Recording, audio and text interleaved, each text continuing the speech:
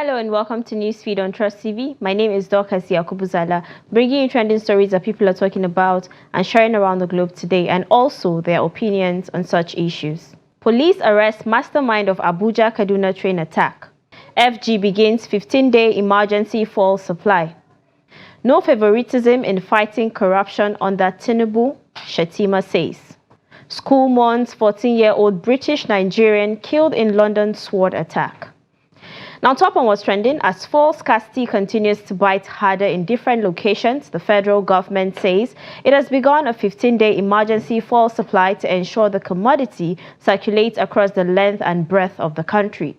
The government also disclosed that vessels importing premium motor spirit would continue to berth at the shore to discharge petrol to different depots from where the products will be distributed to different filling stations. The Major Energies Marketers Association of Nigeria had in a statement on Tuesday said its members in Apapa and other locations in Lagos had been receiving 300 million litres of fuel from 8 vessels this week. Now, a netizen said, "Not sure this would end soon. A country with refineries, crude, subsidy gone and still having queues in fuel stations while still buying higher. Cluelessness and loss of idea on how to run government, only play politics." Another person said, "God bless Jagaban." Another wrote, "God bless Federal Republic of Nigeria." Now, the Vice President, Kashim Shettima, says the President Bola Tinubu's administration is determined to eradicate corruption without fear of favoritism. He stated these on Thursday at the second edition of the Chronicle Roundtable in Abuja, where he said the government is also working to reduce the unemployment rate in the country. Now, someone said, "And the man caught stuffing dollars into Agbada is still your party chairman." Another netizen said, "Very good, Yahaya Bello shouldn't go unpunished." Another wrote, "And you told EFCC to leave Kogi ex-governor." The organized labor has handed the federal government May 31st deadline to come up with a realistic and reasonable new minimum wage for Nigerian workers. Labor made this known during the Workers' Day celebration at the Eagle Square in Abuja on Wednesday. The president of the Nigerian Labour Congress, Joe Ajero, and his counterpart in the Trade Union Congress, Festus Osifo, were unanimous that the 30,000 naira current minimum wage has been grossly insufficient for Nigerian workers in the light of current economic realities and inflationary pressure, including food inflation, hike in energy and transportation costs, amongst others. They insisted that a new minimum wage of 615,000 naira be expeditiously approved by the President Bola Tinubu administration before the end of May. Now, someone said, "The worst labor union of our generation." Another said, "They do not have a voice anymore, so they cannot threaten the federal government." Another netizen wrote, "They are not saying anything about the fuel issue, which is the most pressing issue now." Now, the Nigerian police force said its operatives had arrested one Ibrahim Abdullahi, aka Mandi, who is believed to be the mastermind behind the March 2022 Abuja-Kaduna train attack. The first public relations officer, ACP Olumuyiwa Adejobi, revealed this during a press briefing in Kaduna State. He stated that 48 AK-47 rifles were recovered during his arrest, while investigations are ongoing to identify his sponsors and supplier of the weapons. Now, someone said, "Good job. We will commend you if we can know the sponsors." Another person said, "To God be the praise. I was a victim of the train attack." Another wrote, "For Nigeria to grow, some crimes require death penalty because even after investigation and the sponsors are found, nothing will happen."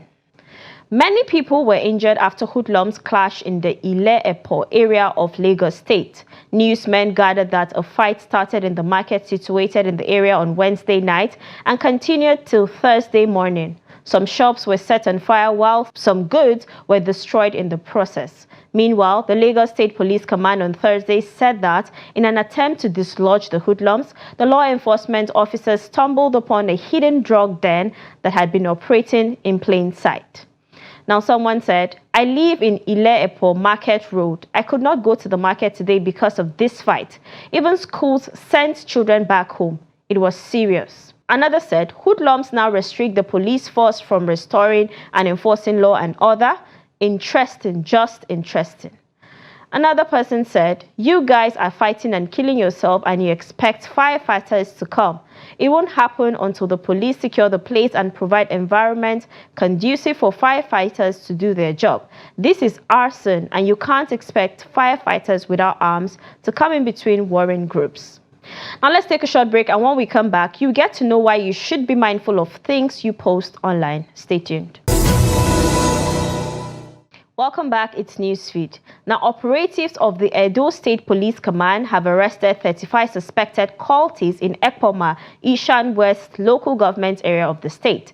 The spokesman for the command, Chidi Nwabuzo, who revealed this in a statement shared on the command's X handle on Tuesday, said the cultists were arrested following an intelligence report that some students suspected to be members of Vikings cult confraternity converged in an undisclosed place to carry out initiation process for some new members. The arrest was carried out by the anti-cultism unit of the command on Saturday, April 27th. The Commissioner of Police, Edo State, CP Funsho Adeboye, reiterates the command's commitment to ensure the safety of lives and property of the citizens. He assured the people of Edo State and the general public to always assist the police with actionable information that would lead to achievements. Now, a netizen said, "How you want to explain yourself for waiting you never start with them don't arrest you for?" Another said, "They never chop belle full, now cult they want join. See as them look like sick patients." Another wrote, "These boys look very hungry and can possibly do anything to get food. You need to find out what they told them before agreeing to get initiated." Now, the Anambra state government has arrested one Uzochukwu Okoli for marrying off his underage daughter.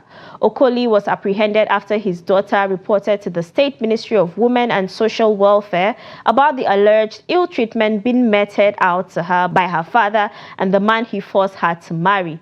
The daughter, Chioma Okoli, who is currently 16 years old, said after the death of her mother, her father took her and her sister out of Edo State and brought them to Anambra.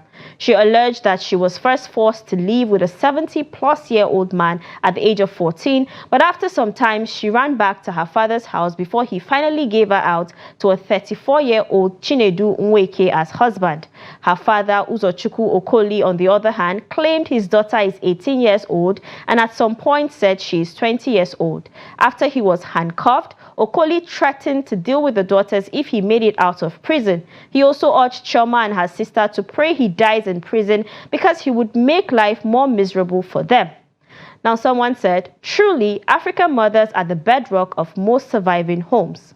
Another person said, "Is this supposed to be a crime? I literally don't understand what's happening in this country because same thing happens in the north on daily basis." Another person wrote, "Most Nigerian men need orientation." An American influencer, simply known as Gorgeous Doll, on Thursday addressed the resurfaced video controversy involving Nigerian superstar David Adeleke, popularly known as Davido, and his wife Chioma Rowland, popularly known as Chef Chi. In April, she released a photo of herself and Davido on the internet, a photo in which Davido appeared to be hugging her. Subsequently, after the photo was released, a video in which Davido was seen kneeling and begging, presumably begging her, was also leaked. The video and picture led to controversies around Davido's relationship with his wife, Chef Chi. The video, which Gorgeous Doll claimed was leaked without her consent, reignited an online feud and consequently has been used to mock and taunt Davido as well as Chef Chi. This, according to Gorgeous Doll, has led to a barrage of death threats aimed at her. Now, a netizen said, "Rest. Please rest. Nobody they threaten you." Another person said, "She wanted more fame. Now she got it." Another person wrote, "It was not mistakenly leaked. It was on purpose." The Economic and Financial Crimes Commission, EFCC, and businessman Pascal Okechukwu, aka Cubana chief priest, have agreed to settle the Naira abuse charges slammed against him out of court. The trial of the socialite continued at the Federal High Court in Lagos on Thursday, May 2nd. At the sitting, both parties agreed to settle the matter out of court, after which the trial was adjourned to June 5th for the hearing of the settlement report. Newsmen had earlier reported that EFCC on April 16th filed 3-count charges on Chief Priest for the alleged spraying and tampering of the Naira at an event at Echo Hotel on February 13, 2024, an event in Lagos, in January 2024 and another event in 2020. He was then arraigned before Justice Kehinde Ogundare on April 17th. When the charges were read during court sitting, Chief Priest pleaded not guilty. He was then granted bail in the sum of 10 million naira with two responsible sureties in like sum and ordered that the bail conditions must be perfected within 7 days. Now someone said, so EFCC, they settle matter out of court. Another person said, I like this. Bob thought he was that influential. See the one that is influential. Another person wrote, though I don't support abuse in whatever form, but 10 million naira bail for what exactly?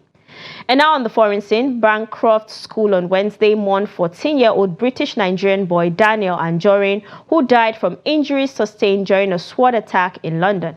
The United Kingdom Metropolitan Police released details of the boy killed in the SWAT attack on Tuesday and explained more details about how the violence unfolded.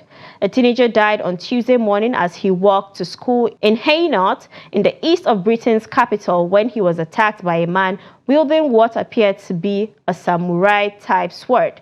In a statement on their website, the police said they arrested the suspect, a 36-year-old man who remained in custody on suspicion of murder. He had not been named as of Wednesday. Now, a netizen said, may the Lord be with his family and grant him eternal rest. Nowhere is safe. Another person wrote, even the Japa lands are not safe. Another asked, when will this just end? And now to a funny video of how lazy people can be creative. Take a look.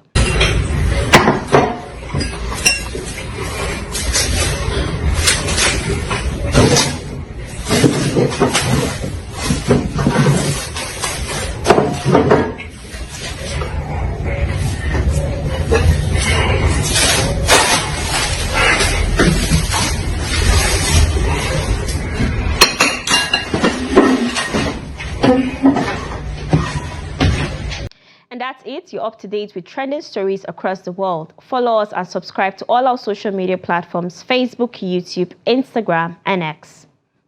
Until next time, goodbye.